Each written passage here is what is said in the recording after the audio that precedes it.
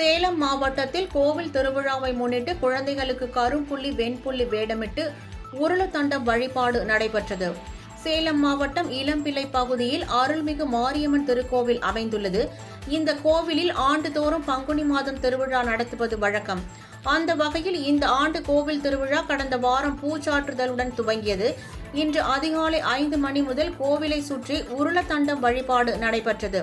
உடலில் கரும்புள்ளி வெண்புள்ளி வேடமிட்டு உருளத்தண்டம் போட்டு கோவில் பிரகாரத்தை சுற்றி வந்து வழிபட்டனர். தங்களுக்கு வரும் காலங்களில் அம்மை நோய், காய்ச்சல் போன்ற நோய்கள் வராமல் இருக்க வேண்டும் என்பதற்காக மண்ணால் செய்யப்பட்ட சிலைகளை வைத்து கோவிலை 3 முறை சுற்றி உருளத்தண்டமிட்டு பக்தர்கள் பயபக்தியுடன் வேண்டிக் கொண்டனர்.